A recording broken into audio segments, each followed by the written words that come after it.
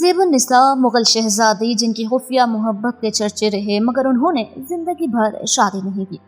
دراز قد جسم، نازک و سڈول، آفتابی چہرہ، خوش چشم، دراز سو، نازک اندام اور شیریں لب، لباس سفید۔ کوئی نہیں کہہ سکتا تھا کہ اپنی عمر میں کبھی ریشمی اور رنگین لباس پہنا ہوگا، صرف موتیوں کی مالا پہنتی، تاہم تنگ مزاج اور مردہ دل نہ تھی۔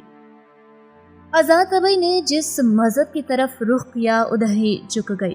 حضرت میاں میر کی مرید بھی ہو گئی تھی، جن کا مزار لاہور چھاؤنی میں ہے۔ زیب النساء فروری 1638 میں پیدا ہوئی تھی اور وہ بادشاہ اورنگزیب کی سب سے پہلی اولاد تھی۔ ادیب اور افسانہ نگار زاہدہ ہنا لکھتی ہیں کہ زیب النساء نے اپنے پردادا شہنشاہ اکبر جیسی بے مثال یادداشت پائی تھی۔ شاید یہی وجہ ہے کہ 3 برس کی عمر میں انہیں قرآن کی متعدد آیاتیں یاد ہو چکی تھی۔ 4 برس 4 ماہ اور 4 دن کی عمر میں رسم بسم اللہ ہوئی اور انہیں حافظہ قرآن مریم کے سپرد کر دیا گیا۔ زیب النساء نے 7 برس کی عمر میں قرآن حفظ کر لیا۔ اورنگزیب نے اس موقع پر ایک شاندار تقریب منعقد کی۔ حافظہ مریم کو 30,000 اشرافیاں بطور انعام دی گئی اور غریبوں میں بڑے پیمانے پر روپے تقسیم کیے گئے۔ زیب النساء کی صرف النحو کی تعلیم کے لیے ملا جیون کو مقرر کیا گیا۔ مورخ شبلی نعمانی لکھتے ہیں کہ زیب النساء نے عربی اور فارسی کی تعلیم نہایت اعلیٰ درجے کی حاصل کی تھی اور بڑے بڑے علماء اور فاضل ان کی خدمت میں رہتے تھے، لیکن اساتذہ میں سب سے مقرب اور باریاب ملا سعید اشرف تھے۔ زیب النساء نظم و نثر میں انہی سے اصلاح لیتی تھی۔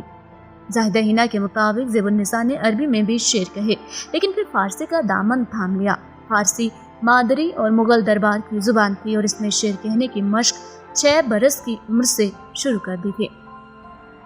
زیب النساء نے 1652 سے 1657 تک کا بیشتر عرصہ اپنے والد کے ساتھ دکن میں گزارا، جہاں وہ صوبیدار تھے۔ اورنگزیب مئی 1658 میں ہندوستان کے تخت پر بیٹھے تو اپنے بچوں کو دولت آباد سے دلی طلب کیا کہ وہ بھی جشن فتح میں شامل ہوں۔ زیب النساء اپنے شیرخوار بھائی اکبر کو سینے سے لگائے ہوئے مارچ 1659 میں دلی میں داخل ہوئی۔ باپ نے بادشاہ بیگم کا خطاب دیا۔ یہ اس بات کا اعلان تھا کہ اب وہ مغل سلطنت کی خاتون اول ہے۔ اس سے پہلے یہ منصب ان کی پھپھی شہزادی جہاں آرا کے پاس تھا۔ بادشاہ بیگم کے منصب کے ساتھ انہیں وسیع جاگیر عطا ہوئی۔ اس کے علاوہ 4 لاکھ روپے سال کا وظیفہ بھی ملتا تھا۔ وقتاً فوقتاً ہونے والے شاہی تقریبات میں والد کی طرف سے خطیر رقم تحفے کے طور پر دی جاتی تھی، لیکن شہزادی زیب النساء کے خمیر میں غرور اور جاہ طلبی کا نام تک نہ تھا۔ خبر آئی کہ چچا دارا شکوہ اپنے بیٹے شہزادہ سپہر شکوہ کے ساتھ گرفتار ہوئے ہیں اور دونوں قتل کر دیے جائیں گے۔ یہ وہی سپہر شکوہ تھے جن سے جہاں آرا کی خواہش رہی کہ زیب النساء کی شادی کر جائے۔ جادو ناتھ سرکار نے لکھا ہے کہ زیب النساء کے دادا شاہجہاں نے سپہر شکوہ سے زیب النساء کی منگنی بھی کی تھی۔ ہنا لکھتی ہے کہ اورنگزیب نے دیوان حافظ کو لڑکوں کے لیے مدارس میں اور محلات میں بیگمات کے لیے ممنوع قرار دیا تھا، لیکن زیب النساء پر یہ پابندی عائد نہیں کی گئی تھی۔ اورنگزیب کو شاعری اور وہ بھی شہزادیوں کی شاعری سخت ناپسند۔ اس کے باوجود زیب النساء کو اورنگزیب نے شعر کہنے سے روکنے کی کوشش نہ کی اور زیب النساء نے بھی باپ کے احترام میں اپنی شاعری کو پس پردہ رکھا۔ شاید مخفی کا تخلص بھی اسی لیے اختیار کیا گیا۔ مورخ جادو ناتھ سرکار کا کہنا ہے کہ اورنگزیب جیسے سخت گیر اور کٹر پنتھی شہنشاہ کی موجودگی میں شہزادی کی شخصیت کھلے ذہن کے شاعروں، عالموں اور دانشوروں کے لیے ایک ڈھال کی حیثیت رکھتی تھی۔ شبلی نعمانی کہتے ہیں کہ زیب النساء کے حسن مذاق سے بڑا نفع یہ ہوا کہ عالمگیر کی خشک مزاجی نے جو نقصان پہنچایا تھا اس کی تلافی ہو گئی۔ سن 1724 میں ان کی بکھری ہوئی اور موجودہ تحریروں کو دیوان مخفی کے نام سے جمع کیا گیا، جس میں 421 غزلیں اور کئی رباعیں تھیں۔ اس کے بعد 1730 کے مخطوطہ میں دیگر غزلیں شامل کی گئی۔ زیب النساء نے اپنی نگرانی میں اہل فن سے بہت سی عمدہ کتابیں تصنیف کرائی۔ ان میں زیادہ قابل ذکر امام رازی کی تفسیر کبیر کا ترجمہ ہے۔ دارا اور زیب النساء کی پھوپھیوں جہاں آرا اور روشن آرا نے انہیں صوفیہ سے متعارف کروایا۔ یہ آگرہ اور دلی کی شب و روز تھے جہاں رقص موسیقی کی محفلوں میں شرکت کی اور یہیں ان کے سامنے تصوف، شاعری اور میناتوری مصوری کے نئے اسرار آشکار ہوئے۔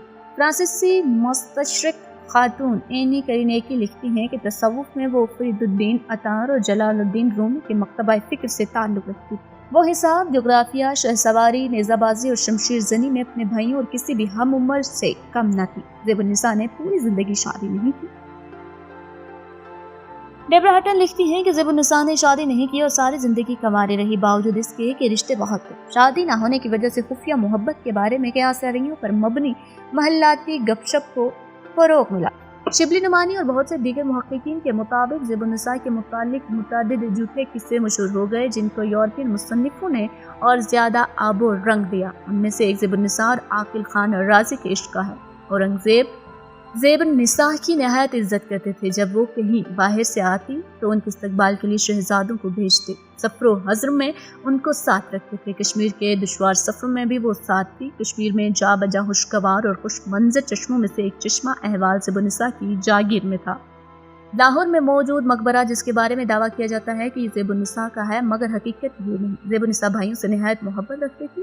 معاصر الامرہ میں لکھا ہے کہ جب بھائی اعظم شاہ سخت بیمار ہوئے تو زیب النساء نے تیمہ داری اس محبت سے کی کہ تمام ایام مرض تک اس ریزی غذا کے سوا جو خود شہزادہ کھاتا تھا کوئی اور غذا نہیں کھائی۔ محمد اکبر جس زمانے میں عالمگیر سے باغی ہو کر راجپوتوں سے مل گئے، اس زمانے میں بھی زیب النساء نے ان سے برادرانہ رسم و رسم اور خط لکھنا ترک نہ کیا۔ شبلی نعمانی کے مطابق راجپوتوں نے جب عام بغاوت کی اور عالمگیر نے ان کے دبانے کے لیے شہزادہ اکبر کو فوج دے کر جودھپور کی طرف روانہ کیا تو راجپوتوں کے بہکانے سے شہزادہ خود باغی ہو گیا اور عالمگیر کے مقابلے کو بڑھا۔ زیب النساء اور شہزادہ اکبر حقیقی بھائی بہن تھے، دونوں ایک دوسرے کو خط بھی لکھتے تھے۔ یہ خطوط پکڑے گئے اور عالمگیر نے انتقام میں زیب النساء کی تنخواہ جو 4 لاکھ سالانہ تھی بند کر دی۔ تمام مال و متاع ضبط کر لیا گیا اور قلعہ سلیم گڑھ میں رہنے کا حکم ہوا۔ اس وقت ان کی عمر 43 سال تھی۔ وہ یتیم خانے، لنگر خانے جو زیب النساء کی داد و دہش سے چلتے تھے سب بند ہوئے۔ منوچی نے لکھا ہے کہ سب سے زیادہ صدمہ ان سینکڑوں لوگوں کو ہوا جو ہر سال شہزادی کے خرچ پر عازم مکہ ہوتے اور حج کرتے تھے۔ بعض کتابوں میں زیب النساء کی قید طویل ہونے اور قید میں ہی وفات کا بھی لکھا گیا ہے۔ زیب النساء نے عالمگیر کی حکومت کے 48ویں سال دلی میں انتقال کیا۔ عالمگیر اس زمانے میں دکن کی فتوحات میں مصروف تھے۔ یہ خبر سن کر سخت غمزدہ ہوئے، بے اختیار آنکھوں سے آنسو نکل پڑے۔ عالمگیر لکھتے ہیں کہ معلوم ہوا ہے کہ نواب تقدیس زیب النساء بیگم اللہ سے وابستہ ہو گئی ہیں۔ بادشاہ کا دل اس خبر سے بھر آیا اور آنکھوں سے آنسو جاری ہو گئے۔ زیب النساء کی تدفین کے بارے میں 2 رائے پائی جاتی ہیں۔ ایک رائے کے مطابق شہزادی کو لاہور میں دفن کیا گیا ہے، جبکہ دوسری کے مطابق لاہور میں نہیں بلکہ سلیم گڑھ دلی میں ان کی تدفین ہوئی ہے۔ مرزا سنگین بیگ نے اپنی کتاب سیر المنازل میں لکھا ہے کہ کابلی دروازے کے باہر شارع عام پر تکیہ بھولو شاہ کے شمال کی جانب زیب النساء کا مقبرہ اور لال پتھر کی مسجد ہے۔ سر سید احمد کی کتاب آثار السنادید سے بھی زیب النساء کے مقبرے کی دلی میں موجودگی کی تصدیق ہوتی ہے۔ تاہم 1875 میں راجپوتانہ ریلوے تعمیر ہوئی تو یہ مقبرہ مسمار کر دیا گیا۔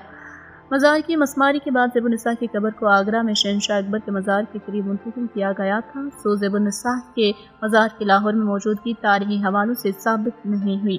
لاہور کے علاقے نورا کوٹ میں ان کے نام سے منسوب مزار میں کوئی اور دفن ہے، مگر کون یہ تحقیق طلب ہے۔